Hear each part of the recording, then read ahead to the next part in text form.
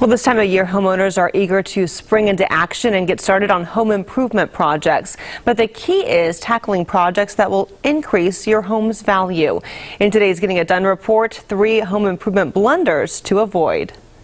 Shortly after moving into her new home, Heidi Berkey discovered a plumbing problem that cost her more than $500 to fix. The plumbing under the sink is really old, and it was all metal plumbing. So when he took it apart, it just fell apart in his hands. I had the plumbers come out 3 different times, and finally they just had to replace all of the plumbing in the kitchen. There are countless home improvement projects you can invest in, but Angie's List says don't go into project planning overdrive. You need to be selective because every project won't add value to your home. Real estate agent Nancy Burke says when you do choose a project, it's important to follow through. Typically, the homeowner may start a project with great enthusiasm and fails to finish out the project. Angie's List says if you want to add value with your home improvement projects, there are 3 common mistakes you should avoid. Be sure that you balance your needs and your wants. So maybe you want a new deck and you need a new furnace but only have money for one.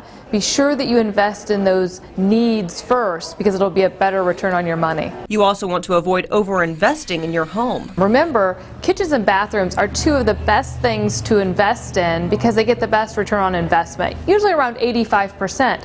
But don't over-invest here.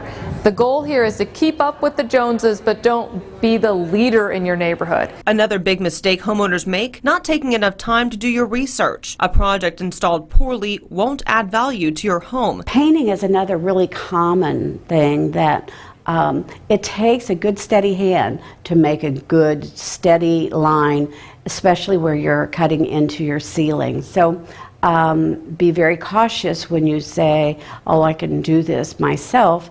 You may need a professional.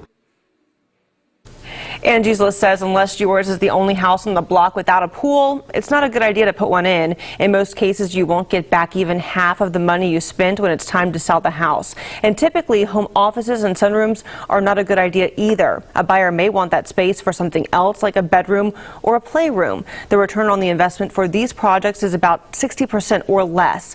I've got this information up on our website, WTXL.TV, and I've told you my husband and I are doing a home improvement project on one of our bathrooms. Oh, nice. And I spent this past weekend scraping the popcorn off the ceiling.